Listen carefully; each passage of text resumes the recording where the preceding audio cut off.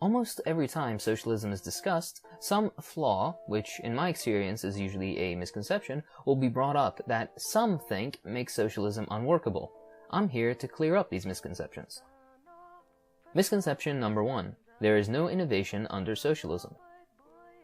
In order to clear up this misconception, we need to explain how many of the innovations we use today came about.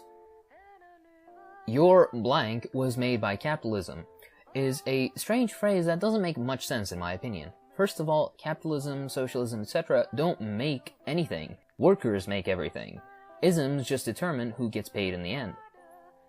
Under capitalism, the driving factor for investment in the development of a technology is profit. If it's profitable, capitalists will fund it. If it's not profitable, even if it were to save millions of lives, it wouldn't get funded. Under socialism, on the other hand, the driving factors for development of new technologies, techniques, and medicines are human needs and human creativity, rather than profits.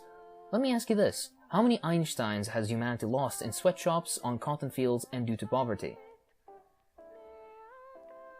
Under capitalism, education, a necessary prerequisite to innovation, is locked behind the very, very expensive tuition fees and other expenses of universities. Under socialism, all stages of education are absolutely free. Currently, only 6% of the world's adult population has a college degree, and the majority of them only do because they were financially capable of acquiring one or lived in a country where universities were actually available.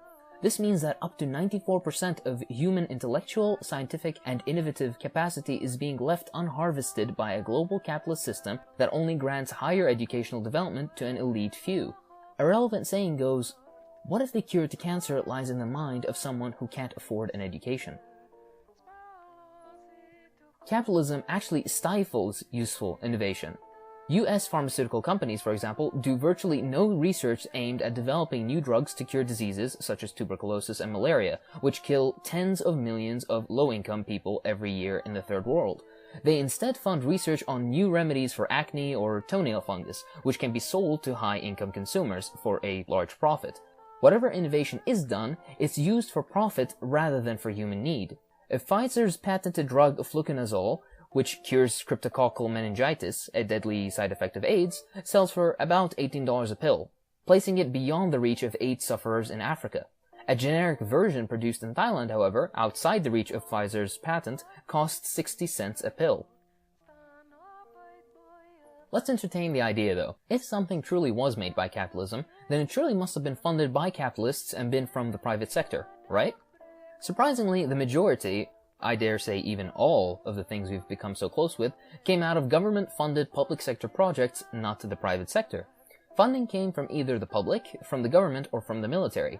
To give examples of things that came out of government funding, touchscreens were developed by government enterprises in Britain and by CERN.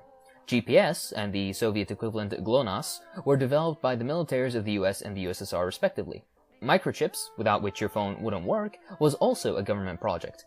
Image sensors that allow you to take great photos with your phone or DSLR, accelerometers found in your phone and in video game consoles like the Wii, satellites, which are needed for practically everything nowadays, the internet, barcodes, the Doppler radar used for predicting weather, vaccines, including the recent lung cancer vaccine developed by Cuba, green energy sources like wind power. Even all the background work for Google was done through government funding. In fact, the economist Mariana Mazzucato from the University of Sussex states that every major technological change in recent years traces most of its funding back to the state. Even early-stage private sector venture capitalists come in much, much later, after the big breakthroughs have been already made. Adding on to this, a recent article from Scientific American stated that without government support, most basic scientific research will never happen.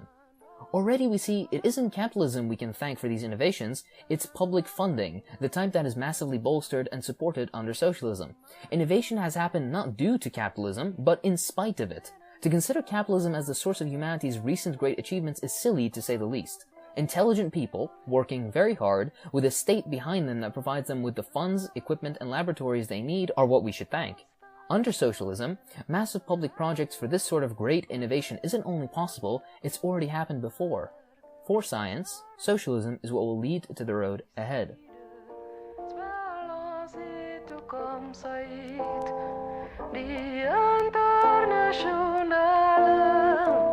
Mes noms staan geleid